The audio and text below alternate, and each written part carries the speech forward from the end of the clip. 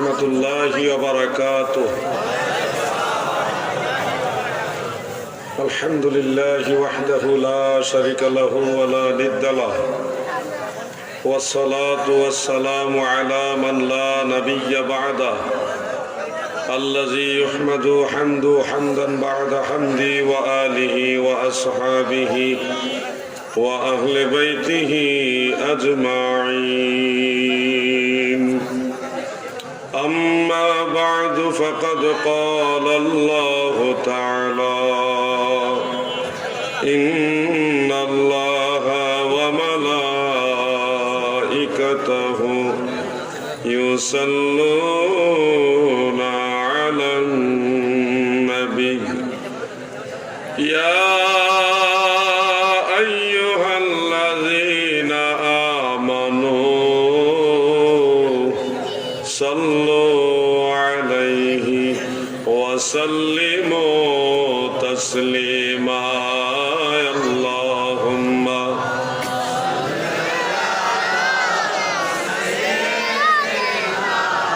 مولانا محمد وعلى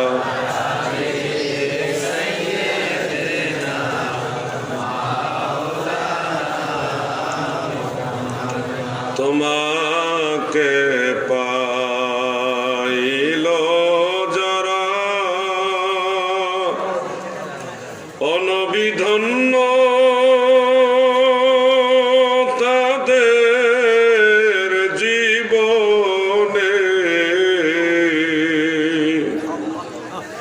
ভয় নাই তাদের কোনো কালে, ভয় নাই তাদের মরণে। আল্লাহুম্মা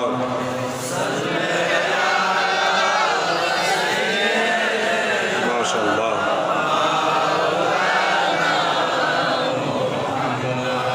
ওয়া আলা আলি সাইয়্যিদিনা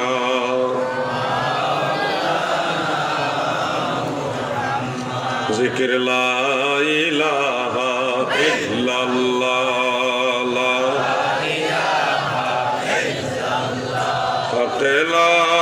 ইল্লাল্লাহ। এই গাছটা সামান্য ওদিকে ঘুরে দিলে হয়, বরাবর করে দিলে।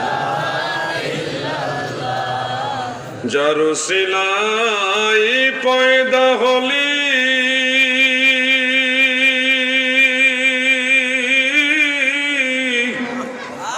তোরা তারে কেন ভুলে গেলি?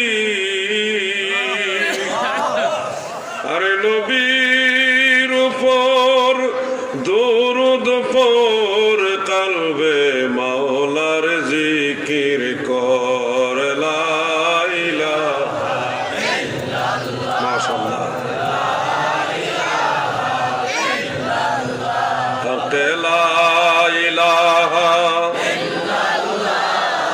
মুহাম্মদুর সাল্লাল্লাহু আলাইহি ওয়াসাল্লাম। ঐতিহ্যবাহী ব্রাহ্মণবাড়িয়া জেলাধীন কসবা থানার অন্তর্ভুক্ত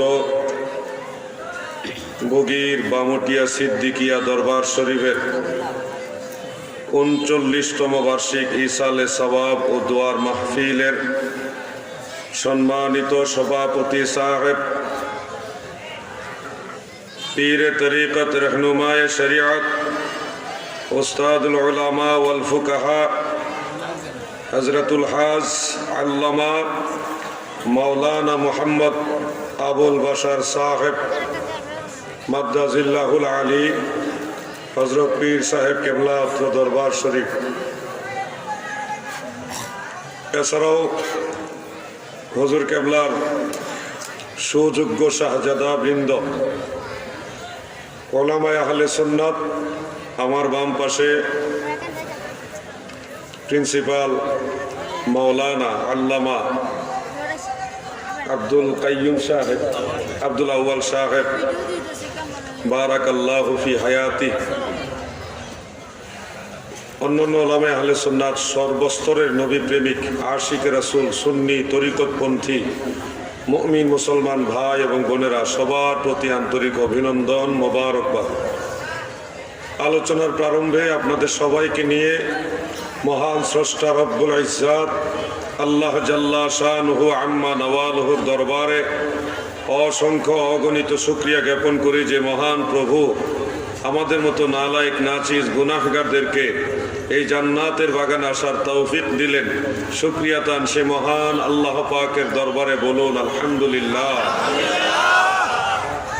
মহান আল্লাহ পাকের দরবারে আরো শুকরিয়া জ্ঞাপন করি যে আল্লাহ জাল্লা শানুহু আমাদেরকে, আমাদের মতো নালায়েক নাচিজকে দয়া করে তিনার হাবিব নবী সরকার দু জাহা সৈয়দুল মুরসালিন রাউফুর রহিম রাহমাতুল লিল আলামিন হুজুরে পুর নূর সাল্লাল্লাহু তাআলা আলাইহি ওয়া আলিহি ওয়া সাল্লামের উম্মত হওয়ার সৌভাগ্য দান করেছেন।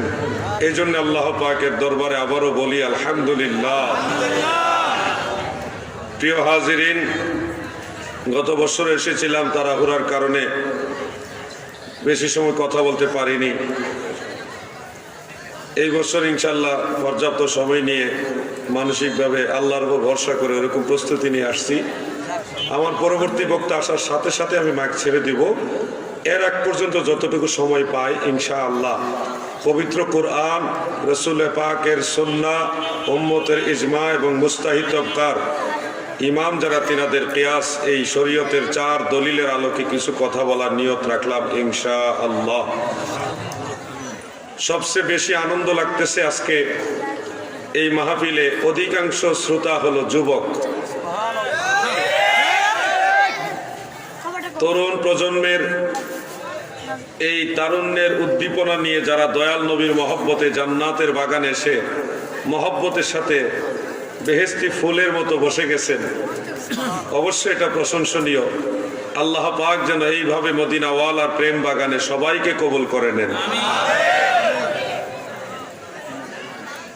যেহেতু পীরের দরবার, এজন্য পীর মুরিদি বায়াত আউলিয়া কেরাম এই বিষয়গুলি নিয়ে আমি কিছু কথা বলার নিয়ত রাখলাম।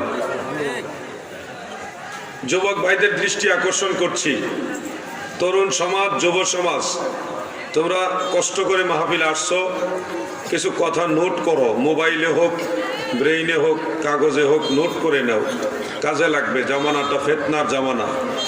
আমাদের এই কসবায় অনেক বক্তা আসে যারা সত্য কথার পাশাপাশি অনেক বিভ্রান্তিজনক কথা বলে সাধারণ মুসলমানদেরকে বিপাকে ফেলে যায়। আমাদের কসবা একজন ইসলামী চিন্তাবিদ, আন্তর্জাতিক খ্যাতিসম্পন্ন ভুয়া মুফাসসির, তিনি এসে তাফসীর করেছেন যে আমরা পীর মানি, মুর্শিদ মানি, এগুলি সম্পূর্ণ ভণ্ডামি। আর কোরআন কারীমের সূরা কাহাফের 17 নম্বর আয়াতে যে মুর্শিদের কথা আছে, এই মুর্শিদ কোনো পীর না, এমনকি নবীও না, এই মুর্শিদ নাকি আল্লাহ নিজেই। এই ধরনের ওয়াজ করেছে ওনা, যতটুকু পারছে মানুষকে বিভ্রান্ত করে গেছে, ব্রেইন ওয়াশ। আমি আপনাদেরকে এবার পবিত্র কোরআনের সূরা কাহাফের 17 নম্বর আয়াতের শেষের অংশটা শোনাচ্ছি। আল্লাহ তাআলা ইরশাদ করেন, বিসমিল্লাহির রহমানির রহিম, মান ইয়াহদিয়াল্লাহু ফাহুয়াল মুহতাদি ওয়া মান ইউদলিল ফালান তাজিদা লাহু ওয়ালিয়্যাম মুরশিদা।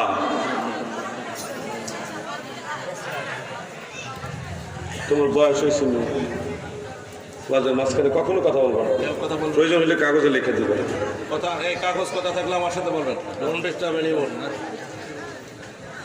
গভীর মনোযোগ। যে আয়াত তেলাওয়াত করলাম এটার বাংলা অর্থ হলো, আল্লাহ যাকে পথ প্রদর্শন করেন সেই পথ প্রাপ্ত হয়। ওয়ামাই ইউদুলিল, আর আল্লাহ যাকে গুমরাহ করে, পথভ্রষ্ট করেন, ফালান তাজিদা লাহু, সে তার নিজের জন্য খুঁজে পাবে না, ওয়ালিয়াম মুরশেদা, কোনো ওলিকে, কোনো বন্ধুকে। মুরশেদ মানে পথ প্রদর্শক হিসেবে সে পাবে না। কে পাবে না? যাকে আল্লাহ পথভ্রষ্ট করে। একটু খেয়াল করবেন, কোরআনের এই আয়াতে মুর্শিদ শব্দটা স্পষ্ট উল্লেখ আছে। মুর্শিদ এটা ইসমে ফাইল, কর্তাবাচক শব্দ। বাবে ইফআলের আকরামা ইউকরিমু ইকরামান ফাহুয়া মুকরিমুনের ওজনে হলো আরশাদা ইউরশিদু ইরশাদান ফাহুয়া মুরশিদুন। অর্থাৎ যিনি পথ প্রদর্শন করেন, যিনি আল্লাহর পথ দেখান, যিনি জান্নাতের পথ দেখান, ইনাকে বলা হয় মুর্শিদ, পথ প্রদর্শক। এমনিতে রাস্তাঘাট দেখাইতেছে, ওটা কোরআনের ভাষায় যে মুর্শিদের কথা উল্লেখ রয়েছে এটা সেই মুর্শিদ না, এটা রাস্তা দেখানোর পথ প্রদর্শক হতে পারে। কিন্তু জান্নাতের পথ, আল্লাহর পথ দেখায় যিনি, তিনি হলো আল্লাহর ভাষায়, কোরআনের ভাষায় মুর্শিদ। কিন্তু আফসোসের বিষয় হলো যে বা যাহারাই মুর্শিদ শব্দটাকে আল্লাহর দিকে নিসবত করতেছে, আমরা মনে করি তাদের আরো গবেষণা, আরো লেখাপড়ার দরকার, না হলে তারা নিজেরাও বিভ্রান্তির মধ্যে আছে, মানুষকেও বিভ্রান্তি করবে। একটা জিনিস খেয়াল করেন, বাংলা ব্যাকরণে কর্তা, ক্রিয়া, কর্ম, তিনটা জিনিস নিশ্চয়ই আপনারা পড়েছেন, জানেন। এগুলাকে আরবি গ্রামারে বলা হয় ফেল, ফাইল, মাফউল। এই আয়াতে ইউদলিল, এটার ফাইল হলো আল্লাহ, ইউদলিল ফেলে মুজারে, আর ওলিয়াম মুর্শেদা এটা হলো মাফউল বিহি। ফেল, ফাইল, মাফউল তিনটা জিনিসই আছে। আল্লাহ যাকে গুমরা করে সে কোনো ওলিকে মুর্শিদ হিসেবে পায় না। কুল্লু ফাইলিন মারফুউন, কুল্লু মাফউলিন মানসুবুন। প্রত্যেকটা ফাইল শেষে রফানে পেশ যুক্ত হয়, প্রত্যেকটা মাফউল শেষে জবর বিশিষ্ট হয়। এখানে ওলিয়াম মুর্শিদা, এটা কি পেশ বিশিষ্ট হয়েছে শেষের দিকে, না জবর বিশিষ্ট হয়েছে? জবর বিশিষ্ট হয়েছে। যদি এটা ফাইল হইতো, কর্তা হতো, কর্তা মানে আল্লাহ, যদি এটা আল্লাহই হতো, এই মুর্শিদ এটা যদি আল্লাহ হতো তাহলে মুর্শিদা হতো না, মুর্শিদুন হইতো, শেষে পেশ হইতো। গ্রামারের নিয়ম অনুযায়ী দিবালোকের নেই, পরিষ্কার বোঝা যাচ্ছে এখানে ওলিয়াম মুর্শিদা আল্লাহ নয়, বরং আল্লাহর পক্ষ থেকে যিনি আল্লাহর পথ দেখান, যিনি জান্নাতের পথ দেখান, যিনি নবীর পথ দেখান, তিনি হলো আল্লাহর ওলি। পীর মুর্শিদ তারাই হলো সেই ওলি এবং মুর্শিদ। গ্রামারের ব্যাখ্যা বললাম। এখন যে লোকটা এই ওলিয়াম মুর্শিদা আয়াত তেলাওয়াত করে তরিকতপন্থীদেরকে মিথ্যা অভিযোগ দিল যে আমরা নাকি আয়াতের অর্থ মন গড়া বানাই, কোরআনের আয়াত নাকি আমাদের স্বার্থে আমরা ব্যবহার করি, এই ধরনের অভিযোগ যারা দিচ্ছে তারাও তো মুফাসসির, আসলে ঠিক মতো পড়ালেখা করে নাই, এই জন্যই সমস্যাটা হয়েছে। বলে না যে ডাল মে কুছ কালা হয়, পড়ালেখার মধ্যে ভেজাল আছে, এই জন্যই ফেল, ফাইল, মফউল যে চিনে না সে আবার আন্তর্জাতিক খ্যাতি সম্পন্ন মুফাসসির হয়ে গেছে। এই জন্য আমি বলি আন্তর্জাতিক ক্ষতি সম্পন্ন। যুবক ভাইরা, মাইক কেন কেন আওয়াজ যেন না করে, আওয়াজটা একটু মোটা করেন, টনটা কেন কেন যেন না করে, দিলের কান লাগায় শোনেন। দাদু ভাই আমার, যুবক ভাইদের দৃষ্টি আকর্ষণ করছি, যারা কলেজ ইউনিভার্সিটিতে পড়েন, স্কুলেও যারা পড়েন, মাদ্রাসায় যারা পড়েন, আপনাদের সবার দৃষ্টি আকর্ষণ করছি। ওলিয়াম মুর্শিদা মানে আল্লাহর পথ যিনি দেখান তিনি, আল্লাহ নিজে না, আল্লাহ নিজে নয়, আল্লাহর পথ দেখাইবার জন্য আল্লাহ তাআলা কিছু লোক নিযুক্ত রাখেন। মোবাইলটা দাও। যুবক ভাইরা, একটা আয়াত তোমরা লক্ষ্য করতে পারো, সূরা আরাফের 81 না 181 নম্বর আয়াত, আপনারা দেখতে পারেন, নিজেরা খুলে দেখতে পারেন। ওয়ামিম্মান খালাকনা উম্মাতুন ইয়াহদুনা বিল হক, এই আয়াতটা আপনারা খেয়াল করবেন। ওয়ামিম্মান খালাকনা উম্মাতুন, আল্লাহ তাআলা এমন একটা সম্প্রদায় সৃষ্টি করেন, ইয়াহদুনা যারা পথ প্রদর্শন করেন, বিল হককে সত্য সহকারে, অর্থাৎ ইসলাম নিয়ে, কোরআন নিয়ে এমন একটা সম্প্রদায় আল্লাহ তাআলা নিজেই সৃষ্টি করে রাখেন যারা ইসলাম নিয়ে, কোরআন নিয়ে মানুষকে আল্লাহর পথ দেখায়। ওই যে ইয়াহদুনা বিল হককে, ওই যে কওম, ওই একটা সম্প্রদায়, এই সম্প্রদায়টাকে আল্লাহ তাআলা বলেছেন ওলিয়াম মুর্শিদা, এরা আল্লাহর ওলি, এরা হলো আল্লাহর ওলি।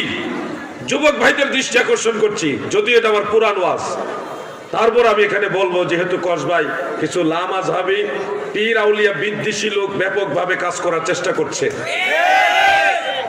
আপনাদের কারো মোবাইলে যদি সূরা কোরআন শরীফে থাকে, সূরা আরাফ খুলেন, 3 নম্বর আয়াত, 7 নম্বর সূরা 3 নম্বর আয়াত। যুবকরা খুলো, সারাদিন মোবাইল টিপেন, ভালো কাজ করো কিছু। ভাইরা খোলো, তোমরা মোবাইলে কোরআন শরীফ থাকলে খোলো, 7 নম্বর সূরা 3 নম্বর আয়াত খোলো, তাড়াতাড়ি খোলো। সারাদিন আঙ্গুল বাইরে পারো, মোবাইলে এখন পারো না? বাইর করো, নগদ দলিল শিখো। আলাউদ্দিন জিহাদি সারা জীবন বেঁচে থাকবে না। আলাউদ্দিন জিহাদি ঘরে ঘরে তৈরি করতে হবে। 7 নম্বর সূরা 3 নম্বর আয়াত বের করছেননি? 2-1 হলে পাইছেননি? আমাদের প্রিন্সিপাল হুজুর বের করে ফেলছে, যুবকরা ফেল, তোমাদের আগে হুজুর বের করে ফেলছে। তোমরা নাই, কারোর কাছে মোবাইল নেই?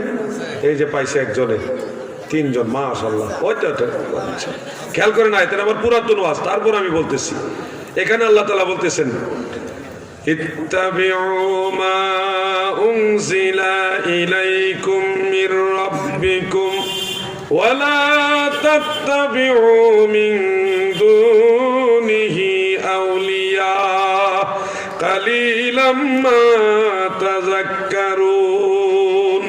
আয়াত পাইছেননি? যারা মোবাইল ইয়া করছেন খেয়াল করেন না, কথা বলেন, পাইছেন আয়াত? এবার অনুবাদটা নিজেরা দেখে নিতে পারেন, আমি ভেঙে ভেঙে একটু অনুবাদ করে দিই। আল্লাহ তাআলা বলেন, ইত্তাবিউ, তোমরা অনুসরণ করো, মা উনজিলা ইলাইকুম মির রাব্বিকুম, তোমাদের রবের কাছ থেকে তোমাদের কাছে যা নাজিল করা হয়েছে তার অনুসরণ করো, মানে কোরআনের অনুসরণ করো। ওয়ালা তাত্তাবিউ, আর অনুসরণ করো না, মিন দুনিহি আউলিয়া, আল্লাহ ব্যতীত কোন ওলিয়া উলিয়ার অনুসরণ করো না। চিন্তা পড়ে গেছেন না? তুই না কেন চিন্তায় পড়ছেন না একটু? কয় কি এই ওয়াজটা যারা রাজাকারের পরবর্তী বংশধর তারা ওয়াজটা করে, এটা এই আয়াত দিয়ে দলিল দিবে পীর মুরিদ এগুলি ভণ্ডামি। আল্লাহ বলেছেন, কোরআনের মধ্যে আছে, কোন আলিয়া উলিয়া পীর লাগবে না। এই আয়াত, ওয়ালা তাত্তাবিউ মিন দুনিহি আউলিয়া, আল্লাহ বলেছেন আল্লাহ ব্যতীত কোন আলিয়া উলিয়ার অনুসরণ করো না, কোরআন। আপনারা চিন্তায় করে যাবেন। আরে রাহেন, কোন সময় তাকবীর দিবেন বল। বন্ধুরা আমার, এই বিষয়গুলি বুঝতে হবে, না বুঝলে পেছ লাগবে। এবার আরেকটু কষ্ট করো, 10 নম্বর সূরা 62 নম্বর আয়াত বের করো যুবক ভাইরা। 10 নম্বর সূরা 62 নম্বর আয়াত বাইর করো, তাড়াতাড়ি বাইর করো, ওয়াজ লাগবে না, আমি বেশি ওয়াজ করবো না, এটা আমার বাড়ি ঘর এলাকা। এখানে আমি কয়েকটা পয়েন্ট ধরাই দিয়ে যাই। এই কসবায়, আখাউড়াই, ব্রাহ্মণবাড়িয়ায় বহু নজদি ওয়াহাবিরা এসে আমাদের যুবকদেরকে, নামাজি পরহেজগার মুসল্লিদেরকে বিভ্রান্ত করে যায় কোরআন দেখায়া। আমি আজকে তাদের থলের বিড়াল বের করে দিচ্ছি। কোন জায়গায় ভেজাল, কোন জায়গায় সমস্যাটা ধরাই দিচ্ছি। 10 নম্বর সূরা 62 নম্বর আয়াত বের করছেন? সূরা ইউনূসের 62 নম্বর আয়াত। ওখানে আল্লাহ তাআলা বলতেছেন, আলা ইন্না আউলিয়া আল্লাহি লা খাউফুন আলাইহিম ওয়া লা হুম ইয়াহজানুন। যুবক ভাইয়েরা খেয়াল করো, এখানে আলা শব্দটা হলো সতর্কতামূলক অভয়।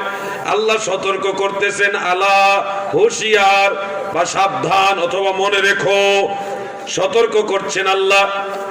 ইন্না আউলিয়া আল্লাহ, নিশ্চয় আল্লাহর ওলিগণের, আল্লাহ তাআলার বন্ধুগণের, লা খাউফুন আলাইহিম, কোনো ভয় নেই তাদের, ওয়ালা হুম ইয়াহজানুন, আর তারা চিন্তিত হবে না।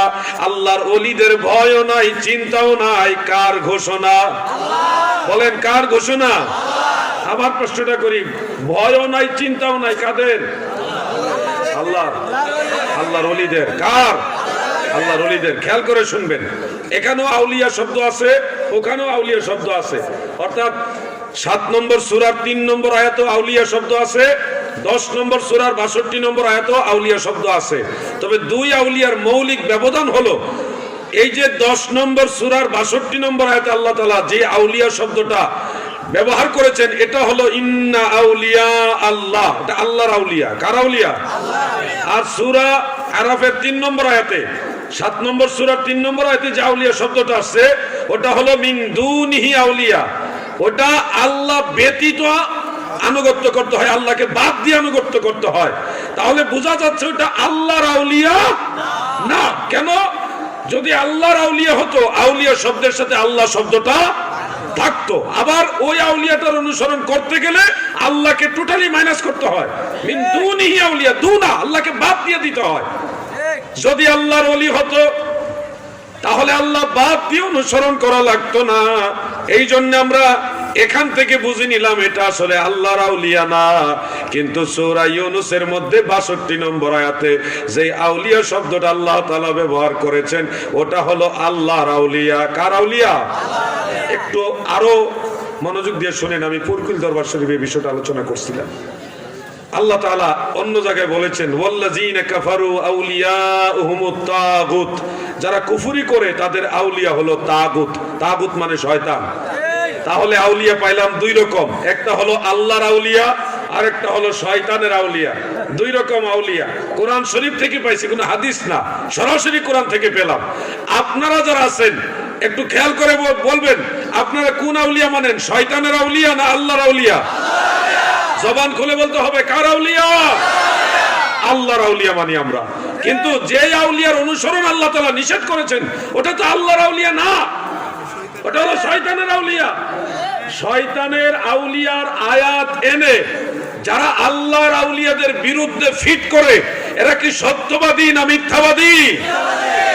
যদি শয়তানের আউলিয়ার আয়াত এনে আল্লাহর ওলিদের বিরুদ্ধে কোনো বক্তা ওয়াজ করে তাহলে তাদের বক্তাদের ওই শব্দটা তাদেরকে ফেরত দিতে পারেন ইচ্ছা করলে। তাদের একজন বক্তা বলেছিল ওরে বাটফার। তো যদি শয়তানের আউলিয়ার আয়াত এনে আল্লাহর ওলিদের বিরুদ্ধে ফিট করে তাহলে আমরা সুযোগ হলে বলতে পারি যে ওরে বাটফার। বন্ধুরা আমার, আমি যা বলি ডকুমেন্টারি কথা বলি, আপনি নগদে খুলে দেখেন, কোনো অসুবিধা নাই। আলাউদ্দিন জাহাদি ভুয়া রেফারেন্স দেয় না। আলাউদ্দিন জাহাদি যারে ধরে খালি হাতে ধরে না। দাদু ভাই আমার একটু মনোযোগ দিয়ে শুনবেন। ওলিয়া উলিয়া আমরা যারা মানি আমরা কোরআন হাদিস পড়াই মানি। আবার যারা নতুন নতুন নয়া নয়া শায়েখ বের হয়েছেন ওনারা পীর আউলিয়া মানে না, ওনারা বলতেছে আমরা শায়েখ, আর ওনারা ওলিয়া উলিয়া মানে না, ওনারা নিজেরাই শায়েখ হয়েছে। আসলে মদের বোতলে মধুর লেবেল, এরা আসল শায়েখ না, এরা শায়েখের লেবাস লাগাইছে, শায়েখের লেবেল লাগাইছে। অরিজিনাল শায়েখ ছিল হুজুর গাউসুস সাকালাইন শায়েখ সৈয়দ মহিউদ্দিন আব্দুল কাদের জিলানী। অরিজিনাল শায়েখ ছিল 1000 বছরের মুজাদ্দিদ শায়েখ আহমদ সেরহিন্দি, মুজাদ্দিদ আল ফেসানি রাহমাতুল্লাহ আলাইহি। অরিজিনাল শায়েখ ছিল শায়েখ আব্দুল হক মুহাদ্দিস দেহলভী রাহমাতুল্লাহ আলাইহি। ওনারা হলো আসল শায়েখ। এই জামানায় শায়েখের লেবেল লাগায়া যারা পীর আউলিয়া মানে না এরা আসলে শায়েখ না, এরা সবাই নজদের দালাল। ওয়া সুজা পীর আউলিয়া মানে না, উনি আসছে শায়েখ শাস্তে। ওরে বাবা, শায়েখ। আবার কিছু ভাইরা আছে বলে থাকেন আমরা কোরআন মানি কোনো পীর মানি না। কোরআন মানে পীর মানে না। ভাই সুন্দর কথা, কোরআনে তো মুর্শিদের কথা আছে, মুর্শিদ মানো। তুমি পীর মানো না, মুর্শিদ মানো। কোরআনে মুর্শিদের কথা আছে না নাই? একটু আগেও আপনাদের শোনালাম। তুমি পীর মানো না, মানো না, তুমি মুর্শিদ মানো। কোরআনের মধ্যে মুর্শিদের কথা আছে। যদি বলেন আমি কোরআন মানি মুর্শিদ মানি না, তাহলে বিচার মানি তাল গাছ আমার হইল। এটা তো হলো না। মুর্শিদ মানো। বলবেন যে পীর মানবো না কেন? পীর শব্দটা আসলে কোরআনের ভাষার শব্দ না, এটা পারস্যের ভাষা, ফার্সি ভাষা। নামাজ, কোরআন শরীফের নামাজ শব্দ পাবেন না কিন্তু সালাত পাবেন। রোজা পাবেন না কিন্তু সাওম বা সিয়াম পাবেন, তাই না ভাইজান? এইটা কি হুজুর যে বলছে এটা কি? চেয়ার। এটা যদি কেদারা বলা হয় ভুল হবে? এটা যদি কুরসি বলা হয় ভুল হবে? ভাষার ব্যবধান। লাউ আর কদু, ওয়াহাবিরা লাউ চিনে কদু চিনে না। উনি বুঝে মুর্শিদ বুঝে, পীর বুঝে না, বা শায়েখ বুঝে পীর বুঝে না। ভাই পীর শব্দটা ফার্সি, যার বাংলা অর্থ হলো মুরব্বী, বয়োজ্যেষ্ঠ, বৃদ্ধ, যিনি ইসলামের জাহিরি এবং বাতিনি দুই প্রকার বিদ্যা অর্জন করতে করতে করতে করতে জ্ঞানের পর্যায়ে বৃদ্ধ এবং আল্লাহর ওলি কর্তৃক খেলাফত প্রাপ্ত, ওনাকে বলা হয় পীর। জ্ঞানের পর্যায়ে যিনি জ্ঞান বৃদ্ধ তাকে বলা হয় পীর। এই বয়োজ্যেষ্ঠ যারা আরবের ভাষায় তাদেরকে বলা হয় শায়েখ। আমি একবার খুলনা মাহফিলে গেছিলাম, শহরের ভিতরে রূপালী ব্যাংকের সামনে হাইওয়ে রোডের মধ্যে বিশাল রাস্তা, রাস্তার মধ্যে মাহফিল, রোড ডিভাইডারের এই পাশে মাহফিল, ওই পাশে হলো সব চুক্কাটুবি, আর স্টেজের পিছনে অনেক পুলিশ, প্যান্ডেলের সামনে অনেক পুলিশ। এই অবস্থা, মাহফিল বন্দুকের নালের মুখে দাঁড়ায় আমার স্টেজ উঠাইছে। ওরে সর্বনাশ, রাস্তার রোড ডিভাইডার আছে, এই পাশে বড় রাস্তা, এই পাশে সব ওয়াহাবি আর এই পাশে সব সুন্নি, পিছনেও পুলিশ সামনেও পুলিশ। এরকম একটা সেন্সিটিভ পরিস্থিতি। তো 5-6 বছর আগে হবে বা আর একটু বেশি হবে। ওই সময় আমার দাড়ি এত উঠছিল না, আর কম আসছিল, থাক ঠেলাঠেলি করে না। আমি স্টেজ ওঠার পরে যখন খুতবা পড়লাম, দুরূদ শরীফ পড়লাম, সাথে সাথে দেখি চরমোনাই দরবারের কিছু আলেম ভাইয়েরা, ওনারা আমাকে একটা কাগজ দিলেন, সরাসরি এনে দিলেন যে আমাদের এই প্রশ্নের উত্তরটাকে দেন। আমি সমালোচনার জন্য বলছি না, এখানে চরমোনাই মুরিদ থাকতে পারে, ওনাদের অপমান করা, ওনাদের ছোট করা আমার উদ্দেশ্য না। আপনাদেরও ভালো হবে কথাটা শুনলে। কয়েকজন আলেম মিলে এই প্রশ্নটা আমাকে স্টেজে দিলেন যে আপনারা বলে থাকেন যার পীর নেই তার পীর শয়তান, এই কথাটা কোন কিতাবে আছে? কাগজে লিখে দিছে আমার। তা আমি কাগজটা পড়ে সবাইকে শোনালাম এবং বললাম এই কথাটা চরমনের কিতাবে আছে। যখন এই কথা বলছি সমস্ত মুজাহিদরা স্তব্ধ হয়ে গেছে। বলে কি, আমরা ওনার কাছে দলিল চাইলাম, উনি আমরার কিতাবে আছে। আমি তখন আমার কাছে চরমোনাই মাওলানা ইসহাক সাহেবের 27টা কিতাব আছে। তা আমি 2টা কিতাবের নাম বললাম, আর কি 2টা কিতাবের নাম বললাম, কারণ আশেক মাসুক এসকে এলাহি ভেদে মারেফত সহ 27টা কিতাব আছে আমার কাছে, সবগুলি কিতাব আমার কাছে আছে। আমি কয়েকটা কিতাবের নাম বলে বললাম যে মাওলানা সৈয়দ ইসহাক সাহেব উনিও কিন্তু লিখেছেন মান লাইসা লাহু শাইখুন ফাশাইখু হুয়া শায়তান, যার শায়েখ নাই, পীর নাই, তার পীর হবে শয়তান। শুধু তাই নয়, দেওবন্দের বিখ্যাত মুহাদ্দিস রশিদ আহমদ গাঙ্গুহি সাহেব তিনার এমদাদুস সুলুকের মধ্যেও এই কথাটা লিখেছেন, যেটা বাংলা অনুবাদ করেছেন চরমোনাই দরবারের প্রকাশনা বিভাগ, যেটা সিমসন রোড ঢাকা, সেখানে মুজাহিদ প্রকাশনী, ওখান থেকে বাংলা অনুবাদ করা হয়েছে, উর্দু থেকে বাংলা। সেটার বাণী দিয়েছেন চরমোনাইর মরহুম পীর মাওলানা ফজলুল করিম সাহেব, উনি এটার পক্ষে বাণী দিয়েছেন। ওনার সাইনটা স্ক্যানিং করে ওই বইয়ের মধ্যে উল্লেখ করা আছে। সেখানেও রশিদ আহমদ গাঙ্গুহি সাহেব যার পীর নাই তার পীর শয়তানের কথাটা লিখেছেন। এখন আপনারাই আমাকে বলেন এই কথা আপনারা কই পেয়েছেন? দলিল আপনারা দিবেন, যেহেতু আপনাদের কিতাবে আছে। পুরো ময়দান খামোশ হয়ে গেল, একেবারে কোনো সাউন্ড নাই, লাজব খামোশ। আমি তখন বললাম এবার শুনেন কোন কিতাবে আছে কথা। গাঙ্গুহি হিসাব পাইলো কোথায়? আপনাদের ইসহাক সাহেব পাইলো কোথায়? পীর মাসায়েক যারা এটা বলে তারা এটা কই থেকে এই কথাটা পাইলো? আজ থেকে প্রায় 1200 বছর আগের কিতাব। কয়শো বছর? রেসালায়ে কুশাইরিয়া, সেই কিতাবের মধ্যে ইমাম আবুল কাসেম কুশাইরি রাহিমাহুল্লাহ তিনি সনদ সহকারে কথাটা উল্লেখ করেছেন। এরপরে আমি আবার বললাম, আমি এটা বুঝাতে চাচ্ছি যে যার পীর নাই তার পীর শয়তান, কথাটার অর্থ হলো যার কোনো পথ প্রদর্শক থাকবে না তার পথ শয়তান দেখাবে। এটা তো সাধারণ কথা, স্বাভাবিক কথা। যদি আপনার কোনো পথ প্রদর্শক না থাকে তাহলে শয়তান কি অবসর বসে থাকবে? যদি আপনার কোনো রাস্তা, জান্নাতের রাস্তা দেখানোর কেউ না থাকে তাহলে আপনার রাস্তা দেখাবে শয়তান। এটা তো সাধারণ কথা, সবাই বোঝার কথা। আল্লাহ তো সেটাই বললেন, وَمَن يُضْلِلْ فَلَن تَجِدَ لَهُ وَلِيًّا مُرْشِدًا। আমি আল্লাহ যাকে গোমরাহ করে ফেলি সে তার নিজের জন্য কোনো বন্ধুকে পথ প্রদর্শক হিসেবে খুঁজে পাবে না। এই জন্য আল্লাহর ওলিদের দরকার আছে না নাই? ভণ্ড পীর দরকার নাই, কামেল পীর দরকার। গৌরবের সাথে বুক ফুলি আমরা বলতে পারি, ব্রাহ্মণবাড়িয়ার মধ্যে কসবা থানার এই বুকির সিদ্দিকিয়া দরবার শরীফ হক দরবার, এই দরবারের যিনি পীর সাহেব হুজুর তিনিও আলেম, তিনার আওলাদ শাহজাদা জিনার আছেন সবাই আলেম। শরীয়ত, তরিকত, হাকিকত, মারেফত, ইসলামের জাহের এবং বাতেন সব দিকে তিনারা যোগ্য উস্তাদের কাছ থেকে পাণ্ডিত্য অর্জন করেছেন। অতএব কিছু কিছু পীর সাহেব আছে এই দেশে পীরের লেবেল লাগাইয়া ভণ্ডামি করতেছে, ওই ভণ্ড পীরদেরকে বাদ দিয়ে সঠিক কামেল পীর যারা, সত্যিকারের পীর যারা, তাদের অনুসরণ করার সুন্দর সুবর্ণ সুযোগ যারা করে দিয়েছেন, তাদের মধ্যে ফকির সিদ্দিকিয়া দরবার শরীফ অন্যতম। বন্ধুরা আমার, যুবক ভাইরা আমার আগে হুজুর বয়ান করছেন, যোগ্য আলেম। আমাকে যিনি স্টেজে নিয়ে আসলেন ভাইস প্রিন্সিপাল হুজুর, এই যে ঢাকার ত্রিমোহনী একটা আলিম মাদ্রাসা আছে, সেই মাদ্রাসার সুনামধন্য ভাইস প্রিন্সিপাল হুজুরের যারা আরো যত ছোট ভাই আছে, হুজুরের আওলাদ যারা আছেন সবাই কিন্তু আলেম। শরীয়ত ওয়াহাবি না, সুন্নি আলেম, একেবারে টাটকা সুন্নি, ঠিক না বেঠে? সুন্নিয়তের মূল মার্কাজ বাংলাদেশের জামে আহমদিয়া সুন্নিয়া আলিয়া কামিল মাদ্রাসা থেকে ওনারা ফারেক। এই জন্যে আপনারা হকের উপর আছেন। আমাদের ব্রাহ্মণবাড়িয়াতে আরো অনেকগুলি দরবার আছে হকের উপরে, সতুরা শরীফে এটা হলো আমাদের সবার সেরতাজ, তাই না ভাইজান? এর মাঝে আমরা সব সুন্নিরা সবাই এক, কিন্তু এই দরবারটাও সুন্নিয়তের পক্ষের দরবার। শরীয়ত আছে, তরিকত আছে, হাকিকত আছে, মারিফত আছে।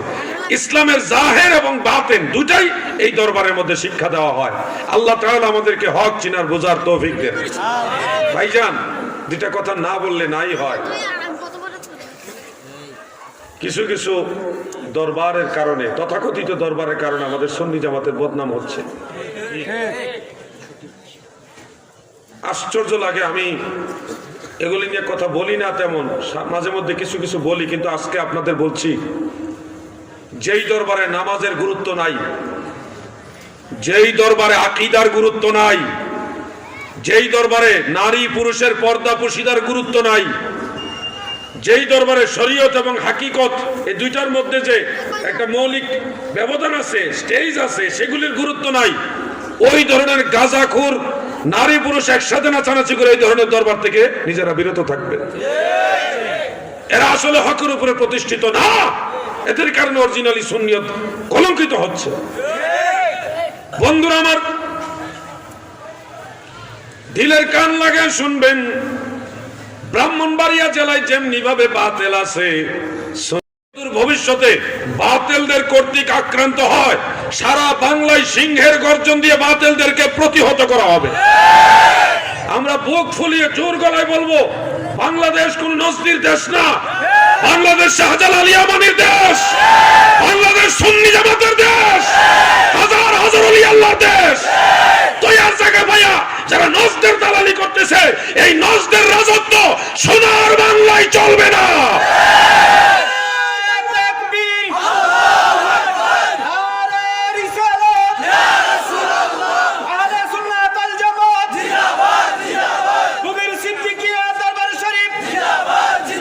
প্রিয় বন্ধুরা,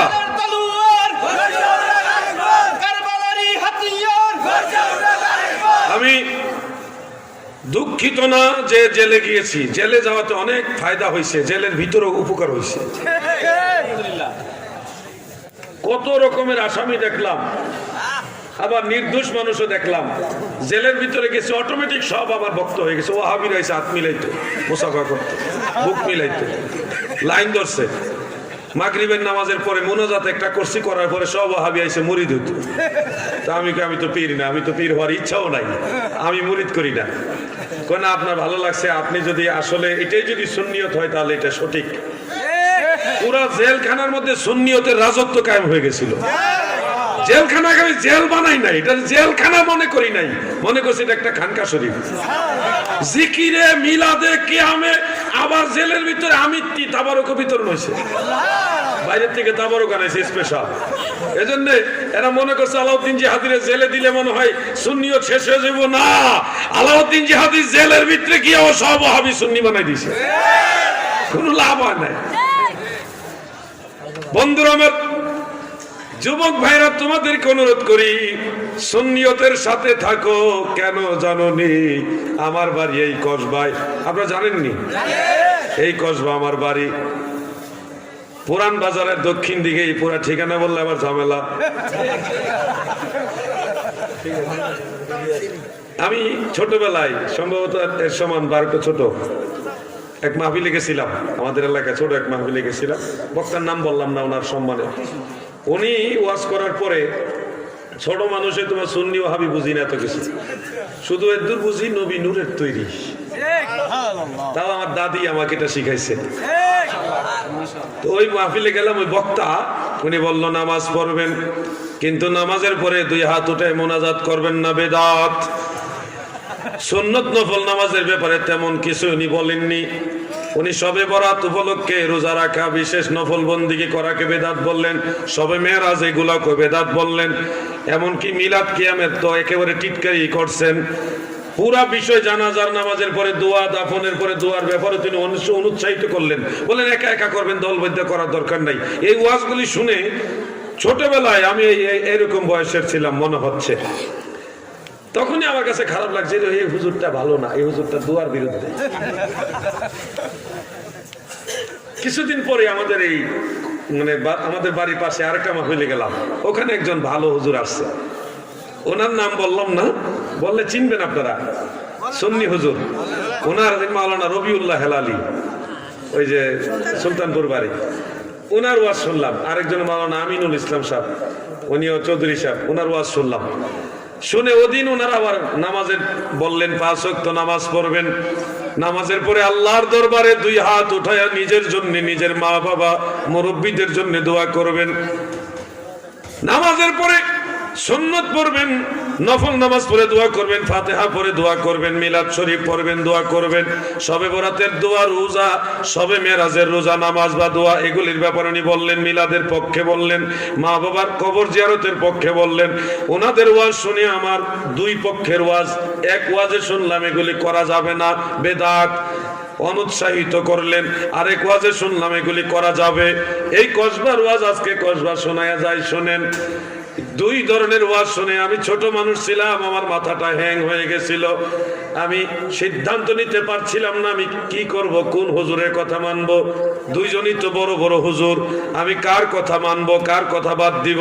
আমি আমার গর্ভধারিণী মা, আমি আমার আম্মার কাছে গেলাম, আমার মা এখনো আছে, আমি আমার মায়ের কাছে গেলাম, বললাম আম্মা তোমার জন্য যদি আমি দোয়া করি এতে তুমি খুশি না, দোয়া না করলে তুমি খুশি?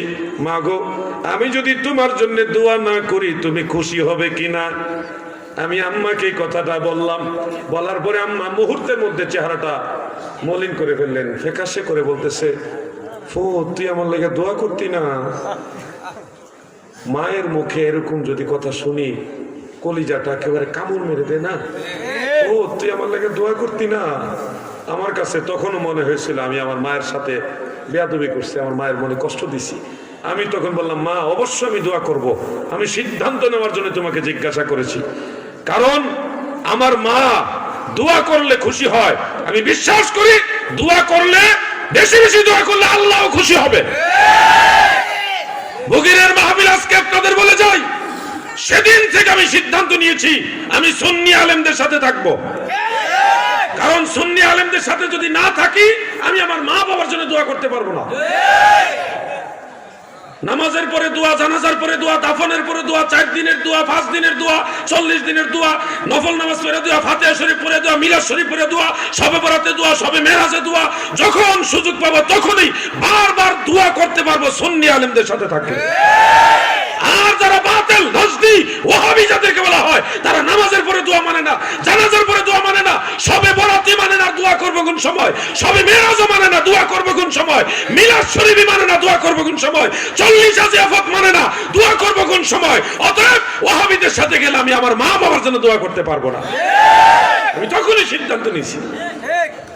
বগিরের কসবার যুবক ভাইয়েরা গো, আমার মতো তুমিও তোমার মাকে জিজ্ঞাসা করো, মা গো মা, আমি যদি আপনার জন্য দোয়া না করি আপনি খুশি হবেন কিনা? জিজ্ঞাসা করেন না, আপনি আমার মাকে জিজ্ঞাসা করেন, নাহলে আপনার আব্বাজানকে জিজ্ঞাসা করেন। আপনার মা অথবা আপনার আব্বা কি জবাব দেয় সেই জবাবের উপর আপনি সিদ্ধান্ত নেন। ভাই আমি আমি আপনাকে সুন্নি হওয়ার জন্য বলতেছি আপনার লাভের কারণে, আপনার মা বাবা দাদা দাদি সবার লাভের কারণে। আপনি সুন্নি হইলে আমি টাকা পয়সা পাবো এমন না, আপনি সুন্নি হইলে আমার নবীর পক্ষে লোক বাড়লো, ঠিক না বেঠে? আপনার কাছ থেকে আপনার মা বাবা দোয়া পাবে। ভাইরে, ও ভাই শোন, আলাউদ্দিন জিহাদি জানাজার নামাজ পড়া কেউ বলা লাগবে না, এমনি মা বাবা মুরব্বীদের সবার জন্য দোয়া করতে। আর ওয়াহাবি যদি হইতাম কোন দোয়া নিজেও করতাম না, মানুষেরও করতে দিতাম না। আপনারা যারা আছেন এই দরবার শরীফ থেকে মনের থেকে উত্তর দিয়ে বলেন তো আপনাদের দোয়ার দরকার আছে কিনা? পিছনের যুবক ভাইরা জবাব দাও, দোয়া দরকার আছে কিনা? হাত উঠে সাক্ষী দেন তো কার কার দোয়া দরকার।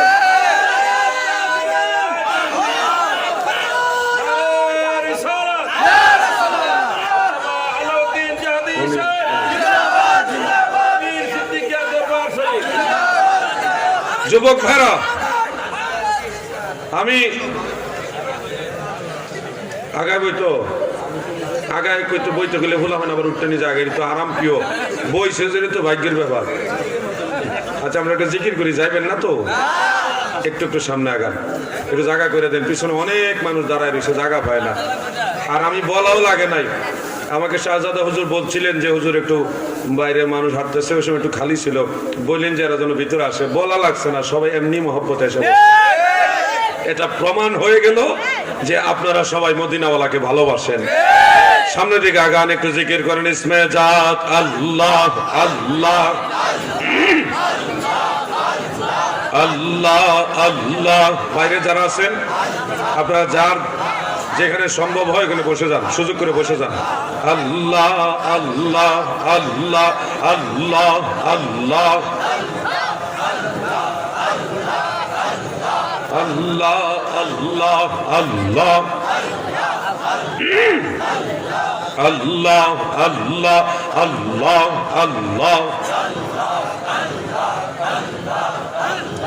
আল্লাহ আল্লাহ আল্লাহ।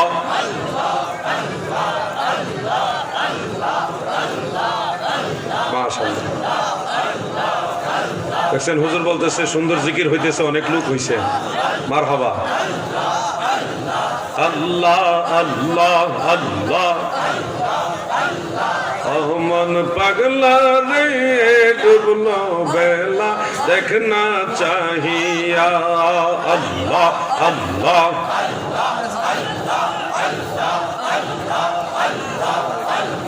লা ইলাহা ইল্লাল্লাহ মুহাম্মাদুর রাসূলুল্লাহ সাল্লাল্লাহু আলাইহি ওয়াসাল্লাম। প্রিয় বন্ধুরা আমার, গভীর মনোযোগ দিয়ে শুনবেন। জামানাটা ফিতনার, এই জন্য আমাদেরকে এইভাবে কথা বলতে হয়। না হয় ওলিয়া উলিয়াদের ঘটনা বলেও ঘন্টার পর ঘন্টা আলোচনা হয়েছে, আমরা শুনেছি। নবী রাসূলদের ঘটনা বলেছেন, আমরা শুনেছি। এরকম একটা জামানাও গেছে। এখন ওলিয়া উলিয়াদের ঘটনা কইলে কয় কিচ্ছা কয়, এমনকি নবীর কথা কইলেও কয় কিচ্ছা কয়। এরকম কয় না? এরা নবীর কথা শুনেও খুশি না, ওলিয়া উলিয়ার কথা শুনতে তো রাজি না। এমন একটা যুগে আমরা এসব পড়লাম। সুন্নি কেন হওয়া লাগবে? শোনো, একটা পয়েন্ট বলি যুবক ভাইরা। সূরা দোহা, ওয়াদ-দুহা ওয়াল-লাইলি ইযা সাজা, এই যে সূরা, এই সূরার মধ্যে একটা আয়াত আছে। এই আয়াত থেকে কেন সুন্নি হওয়া লাগবে আপনারা একটা এই বিষয়টা বুঝবেন। আল্লাহ তাআলা বলেন ওয়া ওয়াজাদাকা দাল্লান ফাহাদা। কেন সুন্নি হবেন এই আয়াত থেকে আপনারা বুঝবেন। সুন্নি কেন হবেন গো? ও যুবক ভাই শোনো, এখানে আল্লাহ তাআলা বলতেছেন ওয়া ওয়াজাদাকা দাল্লান, আমি আপনাকে দাল্লান অবস্থায় পেয়েছি, ফাহাদা অতঃপর পথ প্রদর্শন করেছি। এখানে আমরা যারা সুন্নি এই আয়াতের অর্থ করি একভাবে, আর যারা সুন্নি না তারা অর্থ করে আরেক ভাবে, দুই ভাবে অর্থ। একটু খেয়াল করে এই ওলা ভাই মাহফিলগুলো শেষ করে দিতেছে। আমার একটা ছোট ভাই, আমি ভিতরে ঢুকছি, সে মনিরুজ্জামান, ভিতরে ঢুকতেছে, একটু পিছিয়ে পড়ে গেছে, বলতেছে আমি জিহাদি সাহেবের সফর সঙ্গী। এর গালাগালি শুরু করছে, ধমক দেওয়া শুরু করছে। তোমাদের কি হইলো? তোমরা মানুষের মেহমানদারি বোঝো না কেন? মাহফিল এসে যেখানে সেখানে ধাক্কা ধাক্কি, ঠেলাঠেলি, চিল্লা পাল্লা, এগুলি কেন করো তোমরা? দূরের মানুষেরা, এরা আমাদের কসবার বদনাম করলে খারাপ লাগে না? আমারই তো খারাপ লাগে সবার, বাড়িটা তো আমার কসবা। এগুলি করবো না যুবক ভাইরা। বাইরের মানুষ আসলে তাদের সাথে ভালো ব্যবহার করবা, এটা ভুল করলেও তাকে স্যাক্রিফাইস করবা, যেহেতু তারা আমাদের মেহমান। বন্ধুরা আমার, যেটা বলতেছিলাম, আল্লাহ তাআলা বলেছেন আমি আপনাকে দাল্লান অবস্থায় পেয়েছি। এখন যারা সুন্নি না, তারা অর্থ করবে আমি আপনাকে পথ হারা অবস্থায় পেয়েছি, অতঃপর পথ প্রদর্শন করেছি। কিন্তু আমরা সুন্নিরা নবীজির বেলায় দাল্লান শব্দের অর্থ পথ হারা বা পথভ্রষ্ট, এই অর্থ নেই না, গ্রহণ করি না।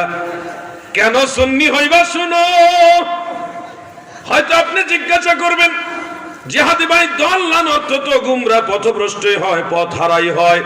কারণ সূরা ফাতিহার মধ্যে আমরা পড়ি গায়রিল মাগদুবি আলাইহিম ওয়ালাদ-দাল্লিন। এখানে দাল্লিন বলতে গুমরা, পথভ্রষ্ট যারা, তাদেরকে বোঝানো হয়েছে। কুল্লু বিদআতিন দালালা, প্রত্যেকটা বিদআতকে গুমরাহি, দালালা মানে গুমরাহ, গুমরাহি এটা বোঝানো হয়েছে। তাহলে দাল্লান অর্থ তো গুমরাহি বা পথভ্রষ্ট, পথ হারাইটাই হওয়ার কথা। আপনারা সুন্নিরা কেন দাল্লান অর্থ পথ হারা বা পথভ্রষ্ট নবীর বেলায় নিবেন না? অর্থ তো এটাই হয়। আমি বলবো এই দাল্লান, দালালাই শব্দের আরো অর্থ আছে, এই শব্দের আরো যতগুলি অর্থ আছে, যেই অর্থটা আমার নবীর বেলায় সবচেয়ে বেশি গ্রহণযোগ্য হবে সেটা আমরা এখানে নিব। কারণ নবীরা কখনোই গুমরা হয় না। আপনাদের কি ইমান? নবীরা গুমরা হয়? যারা গুমরা হয় তারা ভুল করে, তারা গুনাহ করে। যারা গুমরা হয় তারা গুনাহও করে, ভুলও করে। আল্লাহর নবীরা কি কোনো গুনাহ করছে? আল আম্বিয়াউ মাসুমুন, সমস্ত নবীরা মাসুম, বেগুনাহ, কোনো গুনাহ নাই। শারহু ফিকহিল আকবরের মধ্যে আছে নবীদের কোনো ভুল ত্রুটিও নাই। সুবহানাল্লাহ বলে। তাহলে নবীর ব্যাপারে গুমরা হওয়া, পথহারা হওয়া, পথভ্রষ্ট হওয়া, এই ধরনের চিন্তাই করা যাবে না। তাফসীরে জালালাইনের হাসিয়াতে পড়েছিলাম বহু আগে, আফআলুল আম্বিয়াই আলাইহিমুস সালাম বিআমরিল্লাহি তাআলা, নবীদের কর্ম আল্লাহর নির্দেশে সংগঠিত হয়, এজন্য নবীদের ভুলও বলা যায় না। আমি এটা ব্যাখ্যা দিব একটু পরে। শোনো কেন সুন্নি আমরা, সুন্নিয়তকে কেন আমরা গ্রহণ করেছি। যদি সুন্নি না হইতাম তাহলে কোরআনের আয়াতের অর্থ করতাম আপনাকে পথ হারা অবস্থায় পেয়েছি, এরপরে আমি পথ প্রদর্শন করেছি। আমরা সুন্নিরা বলি নবীজি কখনোই পথ হারা ছিলেন না, বরং সমগ্র মানবতার শিক্ষক আমার নবী ছিলেন। ইন্নামা বুইসতু মুআল্লিমা, নবীজি সবার শিক্ষক হিসেবে প্রেরিত হয়েছে। নবী আসছেন নবী হইয়া, সব নবীদের আগে আমাদের নবী, নবী সব নবীদের আগে আমাদের নবী রাসূল, এবং দুনিয়াতে আসছে শিক্ষক হইয়া। তিনি কেন পথ হারা হবেন? সেই নবী পথভ্রষ্ট হবেন এই চিন্তা কখনোই আমরা করি না। দাল্লান শব্দ আছে, শোনো এটার অর্থ আরো আছে। যুবক ভাইরা, ইংরেজি শিক্ষিত যারা আছেন, আপনারা একটা শব্দের অর্থ আমাকে হেল্প করেন। DATE কি হলো? মাতুন না কেন? ডেট অর্থ কি? তারিখ আছে, খেজুরও আছে। বলেন নাকি আপনারা কেমন ভুলে গেছেন নি? ডেট অর্থ তারিখ, আবার ডেট অর্থ খেজুর। শব্দ একটা, অর্থ দুইটা, অবস্থা ভেদে অর্থ প্রয়োগ হবে। দাল্লানের একটা অর্থ হলো গুমরাহি, পথভ্রষ্ট বা পথহারা। এটার আরো অর্থ আছে, ওইটা তালাশ করতে হবে। সূরা ইউসুফের মধ্যে, কোরআন কারীমের আরো কয়েকটা সূরার মধ্যে আল্লাহ তাআলা দাল্লান বা দালালা এই শব্দটার অর্থ অন্য অর্থে প্রয়োগ করেছেন। যেমন হযরত ইয়াকুব আলাইহিস সালামের 10 ছেলে, ইউসুফ আলাইহিস সালামের 10 ভাই। নবী ইয়াকুব আলাইহিস সালাম সম্পর্কে একটা উক্তি করেছিল, যেটা কোরআন শরীফে সূরা ইউসুফে আমার আল্লাহ নিজে উল্লেখ করেছেন, ইন্না আবানা লাফি দালালিম মুবিন, নিশ্চয় নিশ্চয়ই আমাদের পিতা সুস্পষ্ট দলালের মধ্যে আছে। এখানে দলাল বলতে হযরত ইয়াকুব আলাইহিস সালাম গুমরাহ হয়ে গেছে এটা বোঝানো হয়নি। ইউসুফ নবী হারিয়ে যাওয়ার পর থেকে ইউসুফের প্রেমে বিভোর হয়ে ইয়াকুব আলাইহিস সালাম কাঁদতে কাঁদতে প্রায় অন্ধ হয়ে গেছিলেন। এই জন্য প্রেমের যে বিভোরতা ইউসুফ নবীর প্রতি ইয়াকুব নবীর যে প্রেমের আসক্তি, প্রেমাসক্ত হওয়াটা, প্রেমের বিভোরতা, এটাকে আল্লাহ তাআলা দলালিম মুবিন বলেছেন। এই জন্য দলান বা দলালাতুন এটার আরেকটা অর্থ হলো প্রেমাস্পদ হওয়া, প্রেমে বিভোর হয়ে যাওয়া, আসক্তি আসা, প্রেমের আসক্তি আসা, প্রেমের বিভোরতা আসা। বন্ধুরা, এই অর্থটা আপনি সূরা দোহার মধ্যে প্রয়োগ করেন, ওয়া ওয়াজাদাকা দাল্লান ফাহাদা। নবী গো,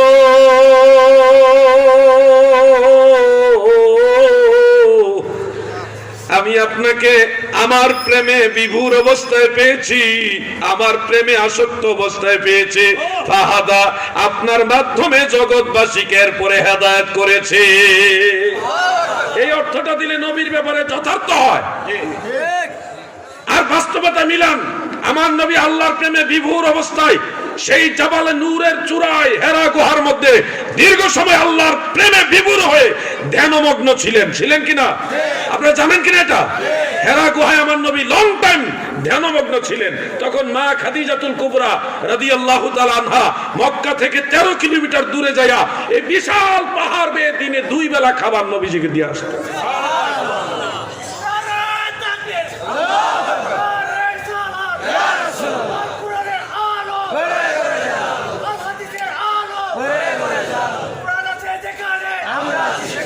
বন্ধুরা আমার, সেই হেরা গুহায় জাবালে নূরের চূড়ায় আমার নবী আল্লাহর প্রেমে বিভোর অবস্থায় ছিলেন। আপনি যদি বাস্তবে এই ঘটনাটাকে সূরা দোহার সাথে মিল করে দেন, আল্লাহ তাআলা বলতেছেন, হাবিব আমি আপনাকে আমার প্রেমে বিভোর অবস্থায় পেয়েছি। ওয়া ওয়াজাদাকা দাল্লান, আমি আপনাকে দল্লান মানে প্রেমের বিভোরত অবস্থায় পেয়েছি। ফাহাদা, অতঃপর আপনার মাধ্যমে জগৎবাসীকে হেদায়েত করেছি। কেমনে? কোরআন নাজিল করে। কোরআন আসলো জাবালে নূরের চূড়ায়, জিবরিল আসলেন, এসেই বললেন ইকরা, পড়ুন। নবীজি বললেন লাস্তু বিকারিন বা মা আনা বিকারিন, আমি পড়নেওয়ালা নই। আমরা যারা সুন্নি আমরা অর্থ করি এইভাবে, আমি পড়নেওয়ালা নই, পাঠক নই। যারা সুন্নি না তারা অর্থ করবে আমি পড়তে জানি না। এটা একটা টাটকা মিছা কথা, বুঝবেন আপনারা। কারিউন এটা ইসমে ফাইল, পড়নেওয়ালা, পাঠক। জিবরিল বলতেছে পড়েন, নবীজি বললেন মা আনা বিকারিন, হরফে জার আসার কারণে শেষে কাসরা হয়েছে বিকারিন। আমি পড়নেওয়ালা না, পাঠক না। জিবরিল তুমি আমাকে বলছো পড়ার জন্য, আমি পাঠক না, আমি পড়ার জন্য দুনিয়া আসিনি, সমস্ত মানুষের শিক্ষক হিসেবে এসেছি। সুবহানাল্লাহ। নবীজি ইশারাটা বুঝালেন, মুআল্লিম, আল্লামা ইউআল্লিমু তা'লিমান ফাহুয়া মুআল্লিমুন। নবীজি বলেন আমি শিক্ষক, গোটা সৃষ্টি জগতের সবার শিক্ষক। আমার নবীজির উপরে কোন শিক্ষক আছে? আমার নবীর শিক্ষক সরাসরি আল্লাহ। এজন্য জিবরিল আইসা বলতেছে পড়েন। নবীজিকে আমি পড়ার লোক না, আমি পাঠক না, আমি ফরিন্না না, আমি ফরিন্না না, আমি ফরাইবার লাগি গাইছি। সাহাবীরা ভুল করলে শিখাইতো কে? নবীজি। অক্ষর লেখায় যদি ভুল হইতো, শিফা শরীফের মধ্যে আছে নবীজি অক্ষর কিভাবে সুন্দর হয় এটা শিখাইছে নবীজি। কাদেরকে? যারা শিক্ষিত তাদেরকে শিখাইছে, যারা লিখতে জানে তাদেরকে নবীজি অক্ষর লেখা শিখাইছে। আর খয়রাতি ওয়াহাবি কই নবী লেখা করে জানেন? চিন্তা করছেন অবস্থা। বন্ধুরা আমার, হেরা গুহার মধ্যে আমার নবীজি আল্লাহর প্রেমে বিভোর অবস্থায় ছিল। জগতের মানুষের হেদায়েতের জন্য কোরআন নাজিল করে আমার নবীজিকে আল্লাহ দুনিয়ার মানুষের দিকে ঘুরায় দিলেন। ফাহাদা এটার অর্থ হবে এখানে। এজন্য আমার ভাইয়েরা, যদি সুন্নি হয় তাহলে নবীর ব্যাপারে এরকম অর্থ আমরা নিব যেটা নবীর ব্যাপারে যথার্থ। আর যদি সুন্নি না হয় তাহলে নবীরই পথভ্রষ্ট বানাই দিবা। নাউজুবিল্লাহ। সূরা নজমের প্রথম 2টা আয়াত খেয়াল করেন। ওয়ান নাজমি ইযা হাওয়া মা দাল্লা সাহিবুকুম ওয়া মা গাওয়া। আল্লাহ তাআলা বলেন নক্ষত্রের কসম, তারকারাজির কসম, ওয়ান নাজমি আমি নজমের কসম খাইলাম, তারকার কসম খাইয়া বললাম, কথাটা কসম খেয়ে বলতেছেন আল্লাহ। আল্লাহ তো এমনি বললি হয়, এরপর কসম খেয়ে বলতেছেন, তার মানে এই কথাটা বেশি ইম্পর্টেন্ট। আল্লাহ বলেন ওয়ান নাজমি, নজমের কসম গো, ইজা হাওয়া, যখন ইহা অস্তমিত হয়, মা দাল্লা সাহিবুকুম ওয়া মা গাওয়া, তোমাদের সাহেব, তোমাদের নবী, মা দাল্লা, পথভ্রষ্ট না এবং বিপদগ্রস্ত না। নবী পথভ্রষ্ট না, বিপদগ্রস্ত না, কে বললেন? জোরে বলেন কে? অতএব আমাদের সুন্নি জামাতের বক্তব্য কি? নবীজি কখনো গুমরা ছিল?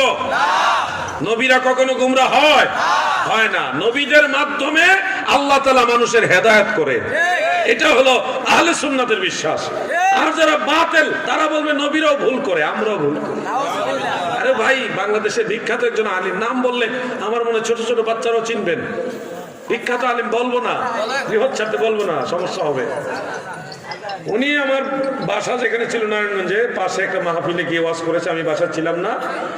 ওখানে ওয়াজে বলেছে নবীজির উপরে সূরা তওবা অনেক বড় আকারে নাজিল হয়েছিল, অর্ধেকটা সূরা নবীজি ভুলে গেছে, এই জন্য বিসমিল্লাহ সহ প্রথম অংশটা কোরআন শরীফে সূরা তওবায় নাই।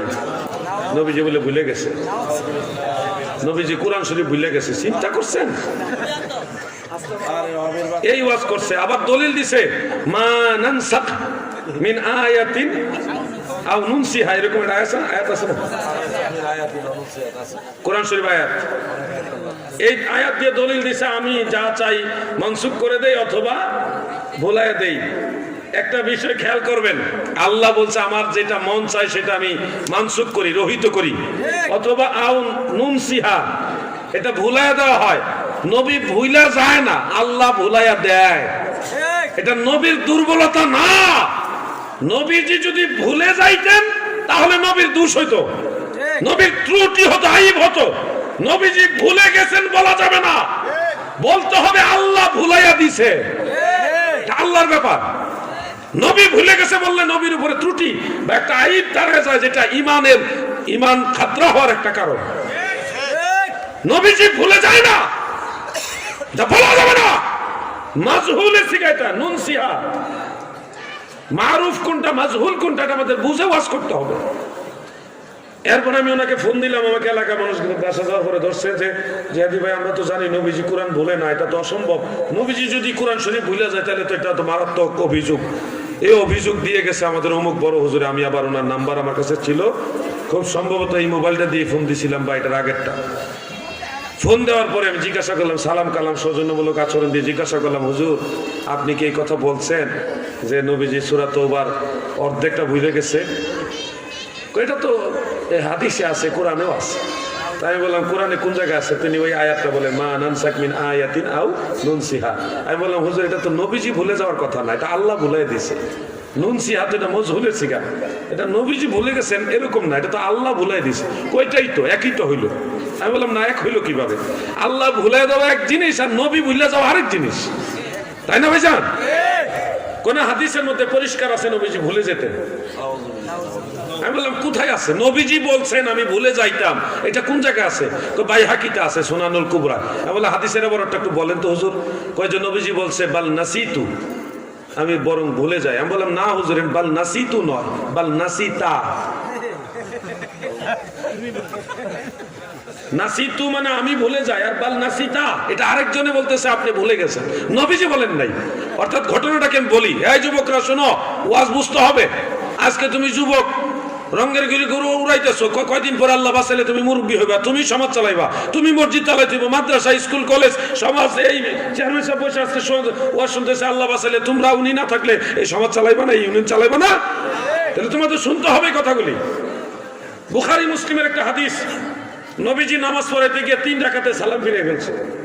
জোহরের নামাজ ফরজ কয় রাকাত, কিন্তু সালাম ফিরেছে 3 রাকাতে। জুলিয়াদাইন, লম্বা হাতওয়ালা একজন সাহাবী, তিনার হাত ছিল তুলনামূলক একটু লম্বা।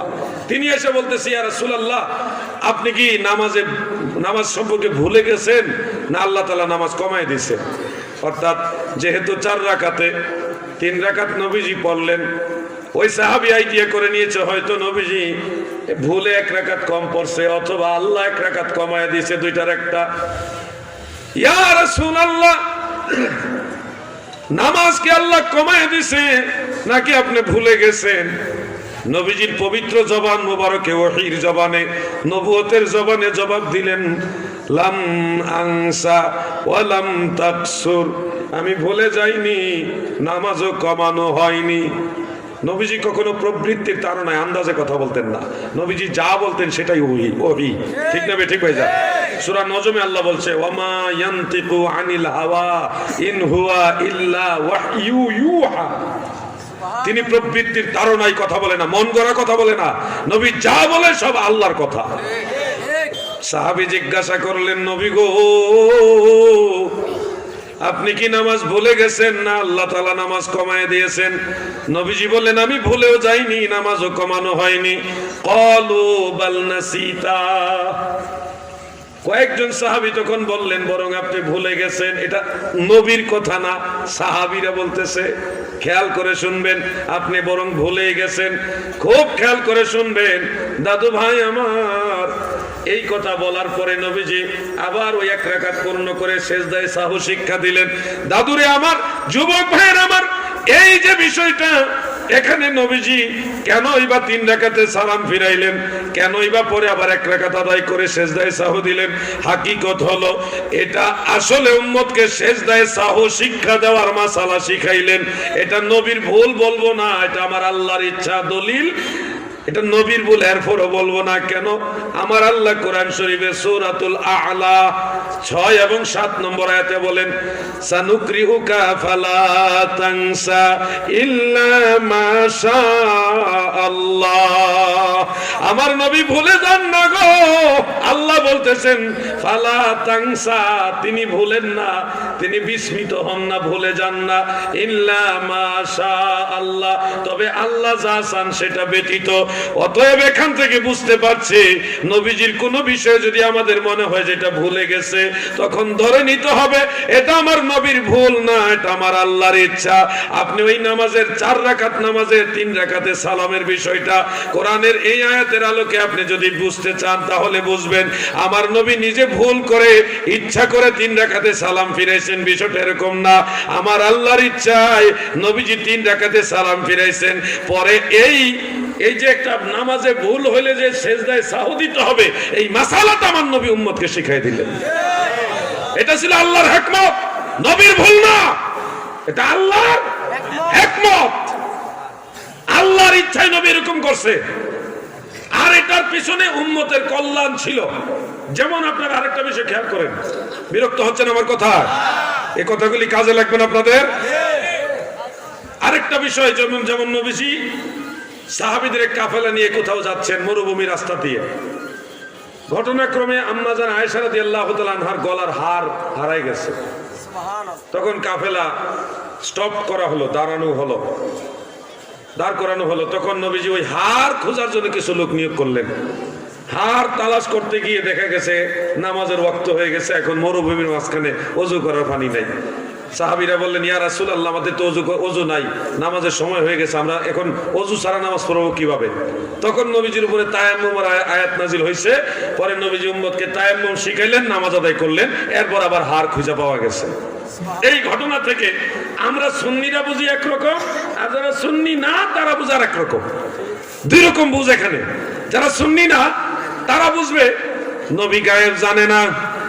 যদি নবী গায়েব জানতো, নবী যদি গায়েব জানতো, মা আয়েশার হার কোন জায়গায় হারাইছে নবী আগে বলে দিতে পারতো। যেহেতু বলতে পারে না, এই সাহাবীরা খুঁজছে, সেহেতু বোঝা গেল নবী গায়েব জানে না। এটা বুঝে ওয়াহাবীরা। আর আমরা সুন্নিরা বুঝি কি? আম্মা জান আয়েশা রাদিয়াল্লাহু তাআলা আনহার গলার হার হারায় গেছে। এই উপলক্ষে ওখানে নবীজি এবং সাহাবীরা বিরতি দিয়েছেন, যাত্রা বিরতি। এই উপলক্ষে নামাজের সময় হয়েছে। ওই নামাজের উপলক্ষে অনেকের ওযু নাই, ওযুর দরকার হয়েছে। ওযু না থাকলে, ওযুর পানির ব্যবস্থা না থাকলে কি করণীয়, সেই সম্পর্কে আমার আল্লাহ কোরআনের আয়াত নাজিল করছে, তায়াম্মুম করো। নবীজি তায়াম্মুমের মাসালা শিখাইলেন, এমনি এমনি তায়াম্মুম করবা। এরপর আবার হার পাওয়া গেল। এখানে আমরা সুন্নিরা বুঝি আমার আল্লাহর ইচ্ছা, আমার আল্লাহর হিকমত হলো আমার নবীজিকে বা নবীজির স্ত্রী আম্মা জান আয়েশার হার হারানোর মাধ্যমে, এই ঘটনার মাধ্যমে আমার আল্লাহ দয়াল নবীর উম্মতকে তায়াম্মুমের মাসালা শিক্ষা দিয়েছে। এখানে নবী না জানা, নবী গায়েব না জানা বা এই ধরনের বিষয় কোনো সম্পৃক্ত না। যদি বলেন নবী জানলে তো কইয়াই দিত, এ মিয়া ভাই আপনি নবীর ব্যাপারে তো খুশাখুশি করেন কেন? নবীজি বলে দেন নাই, এই জন্য আপনি বলতেছে নবী গায়েব জানে না। তো আল্লাহ তো বলে দেয় নাই, তার মানে কি আল্লাহ জানে না? আল্লাহ তো আয়াত নাযিল করে বলে দিতে পারতো, হাবিব আপনি এই হার খুঁজতেছেন এটা অমুক জায়গা আসল। আল্লাহ তো বলেনি। তা আল্লাহ যেহেতু বলেনি তার মানে আল্লাহ জানে না? নবীজি যা বলতো নবীজি আল্লাহর কথাই বলতো, ঠিক না বেটে? বুঝতে হবে আপনাদেরকে। হুদাই নবীর দোষ খুঁজে, নবীজির কেমনে দোষ খোঁজা যায়? আর কোনো কাম নাই। নবী কেমনে কম জানে, নবী কেমনে ছোট হয়, নবী কেমনে আমরার মতো হয়, এই ব্যবসা নিয়ে নামছে। নবীজিকে দুর্বল প্রমাণ করা মানে তোমার ঈমান দুর্বল প্রমাণ করা। কারণ ঈমান মানেই নবীজি, নবীজি নিজেই আমাদের ঈমান। আমরা আল্লাহ বিশ্বাস করছি নবীর কথা, কুরআন আল্লাহর কালাম বিশ্বাস করছি নবীর কথায়, ফেরেশতা আছে বিশ্বাস করছি নবীর কথায়, আখিরাত জান্নাত জাহান্নাম কবর আযাব আখিরাত বিশ্বাস করছি নবীর কথায়, তাকদীর আছে বিশ্বাস করেছি নবীর কথায়। আর ঈমানের মূল নবী মুহাম্মদুর রাসূল।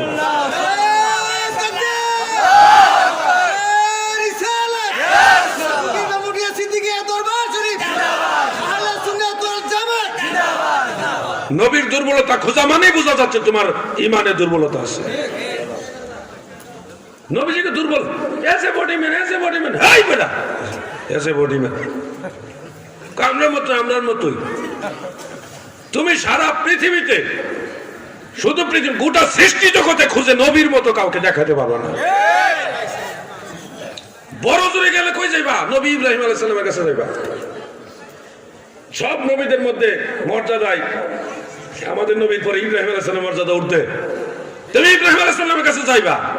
ওখানে যাই শুনবা ইব্রাহিম নবী বলতেছে আমারও নবী মুহাম্মদুর রাসূলুল্লাহ। তুমি হাসরের ময়দানে দৌড়াতে দৌড়াতে দৌড়াতে দৌড়াতে আদম নবী থেকে ঈসা নবী পর্যন্ত যাইবা, কেউ তোমার দায়িত্ব নিবে না। কঠিন হাসরের ময়দানে একমাত্র দয়াল নবী দায়িত্ব নেবে, ঠিক না বেটে?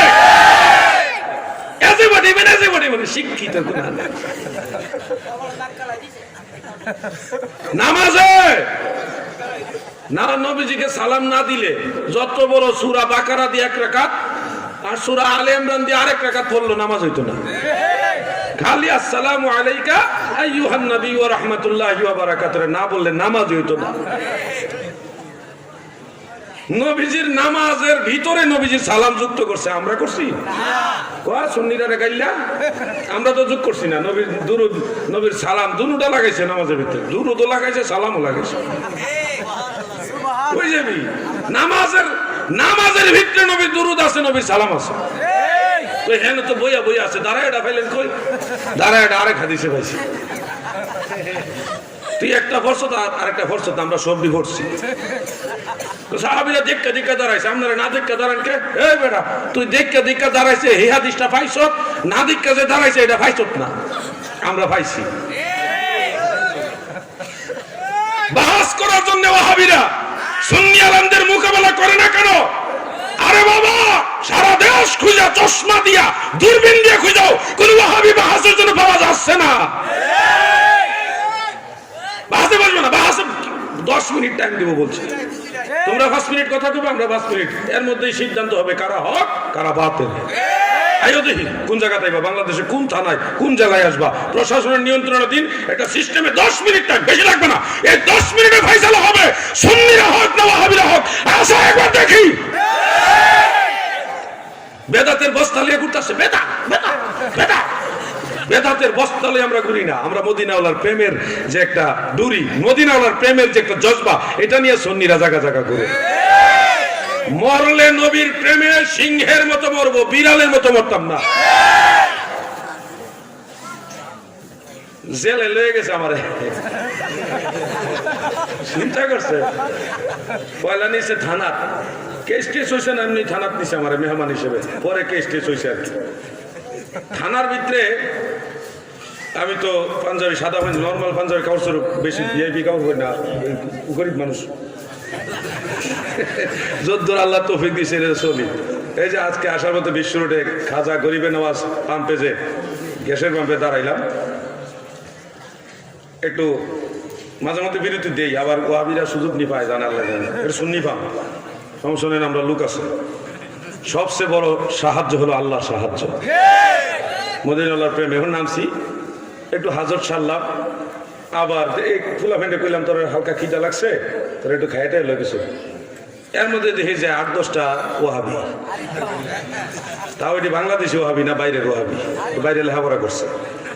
এরা দেখে সেরা কয় এটা নিয়ে আলাউদ্দিন জাহাদি, তুমি তো একবারে সিম্পল, ওনার পাঞ্জাবি তো ভিআইপি পাঞ্জাবি থাকবে,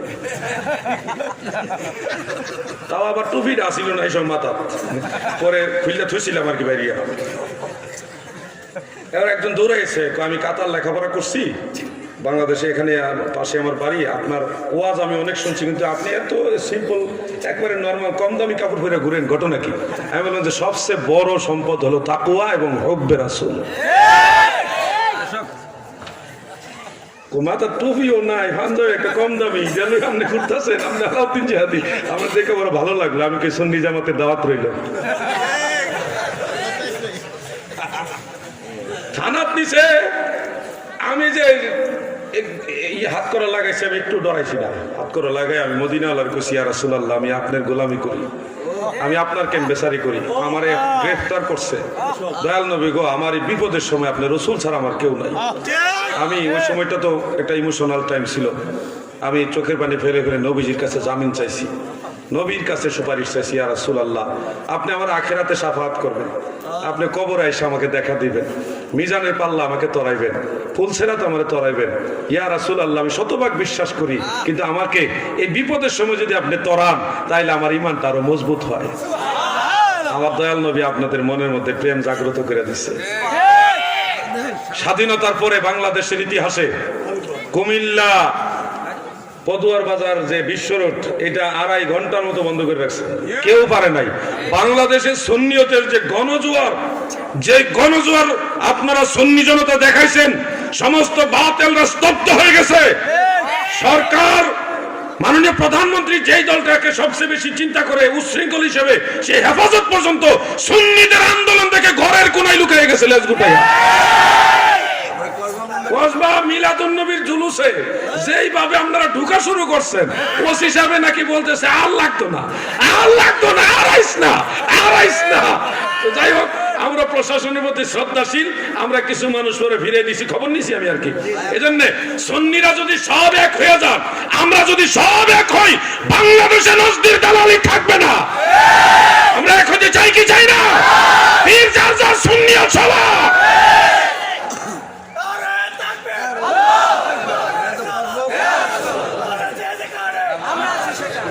আমরা সবাই ঐক্যবদ্ধ ছিলাম, ঐক্যবদ্ধ আছি, ঐক্যবদ্ধ থাকবো ইনশাআল্লাহ। বলেন যুবকরা, তোমরা কি ব্যাটারি ফিউজ হয়ে গেছে নাকি? বলেন ইনশাআল্লাহ। এই না বুঝা যায় মানুষ আছে এখানে, একটু জিকির করেন, শরীরটা গরম হোক। চলবে নাকি? আর একটু চলবে। আমার পরে বাংলাদেশের মাঠ কাঁপানো বক্তা, বিশিষ্ট আলেমে দ্বীন, সুন্নিয়তের অন্যতম রণবীর আল্লামা হাসানুর রহমান হুসাইনি সাহেব নকশবন্দি, তিনি চলে এসেছেন। ইনশাআল্লাহ আমার পরেই মাইক ধরবো, চিন্তার কোনো কারণ নাই। ধুলাই হবে, ধুলাই, তবে বেশি না, মানুষে বুঝাই পেলে ভালো হয় আর কি। কারণ সবাই তো আর সুন্নি না, কিছু অসুন্নিও আছে। আপনারা সুন্নি কইলে আমরা রাগ করি না, কিন্তু হেরারে ওয়াহাবি কইলে যে সেটা না সেটা ও জাকার কইতাম না, কমায় কমু, রাগ যেন না করে, তারপরে এরা খুশি থাক, বুঝার চেষ্টা করুক।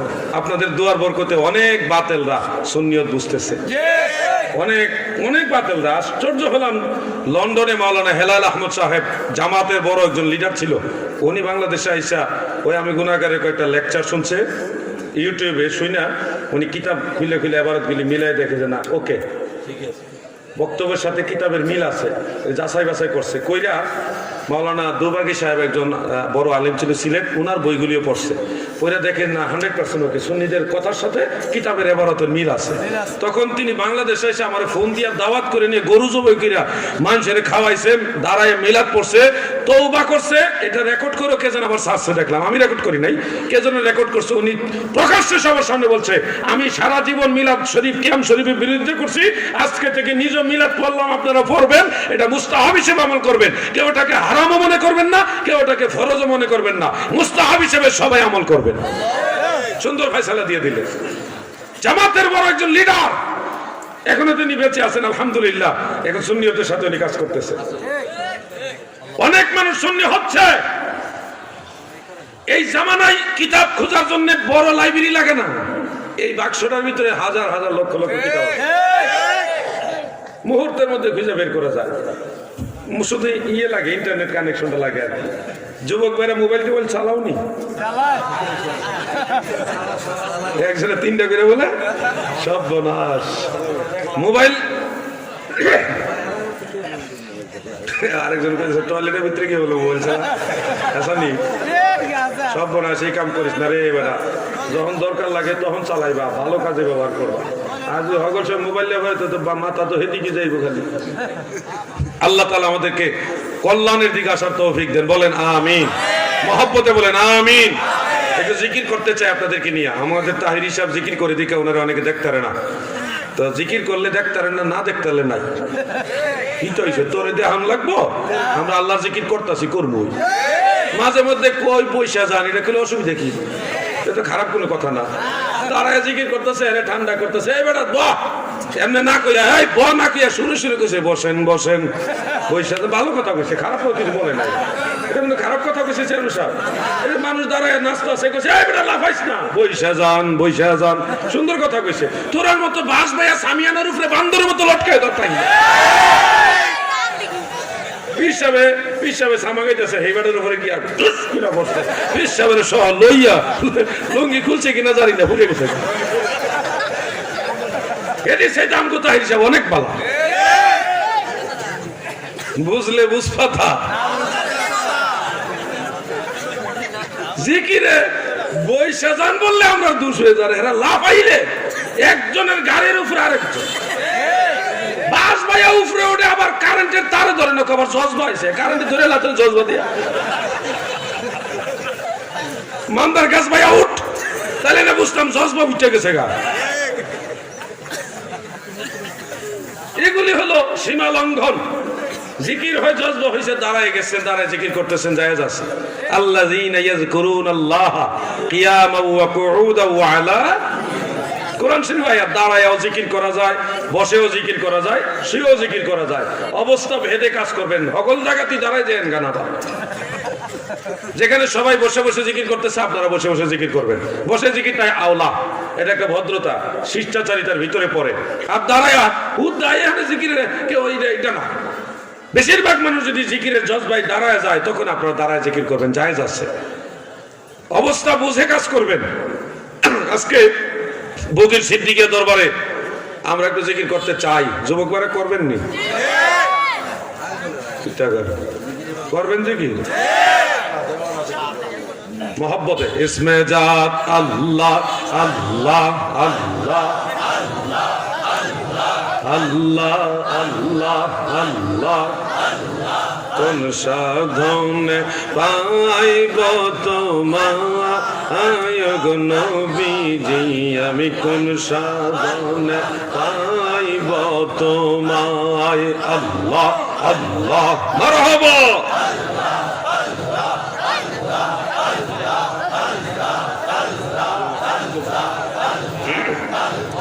আপনাকে দেখিবার মনে চায় গো নবীজি, আমি কোন সাধনে পাইব তোমায়, আল্লাহ আল্লাহ। আরো মহব্বতের আওয়াজ হবে।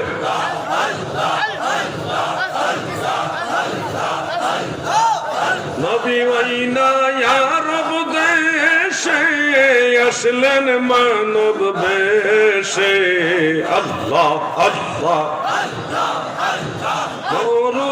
আরব দেশে আইলেন মানব বেশে কোন সাধনে পাইল আব্দুল্লাহ আয়গ নবীজি আমি কোন সাধনে পাইব তোমায় আল্লাহ আল্লাহ আপনাকে দেখিবার মনে চায় আয়গ নবীজি আমি কোন সাধনে পাইব তোমায় আল্লাহ আল্লাহ মাশাআল্লাহ মানুষ জিকির করলে যে কত ভালো লাগে সবাই মিলে আল্লাহকে ডাকতেছে কত শান্তির বিষয়টা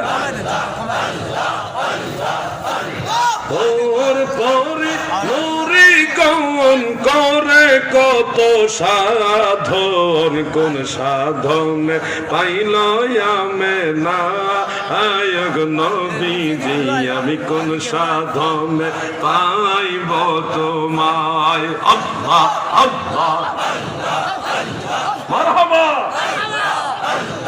আপনাকে দেখিবার মনে চায় আয়গ নবীজি আমি কোন সাধনে পাইব তোমায় আল্লাহ আল্লাহ আল্লাহ মারহাবা মাশাআল্লাহ ওই কোন একটু জিকির কম হইতেছে এখন দেখা যায় লড়ে সব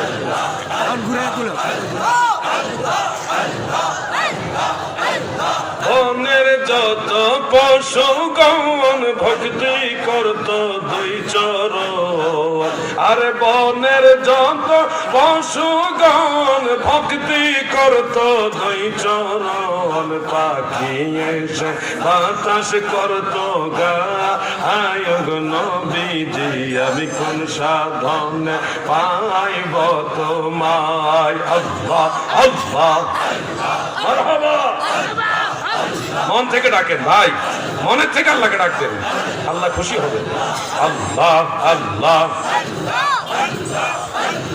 আপনাকে দেখিবার মনে চায় আয়গ নবীজি আমি কোন সাধনে পাইব তোমায় আল্লাহ আল্লাহ আল্লাহ আল্লাহ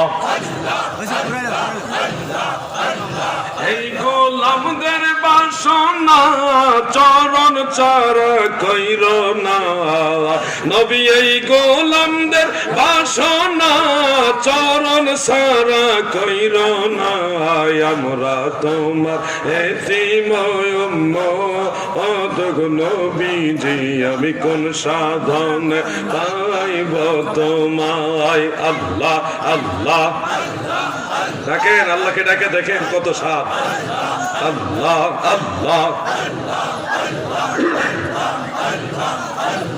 আপনাকে দেখিবার মনে চায় আয়গ নবীজি আমি কোন সাধনে পাইব তোমায় আল্লাহ আল্লাহ আল্লাহ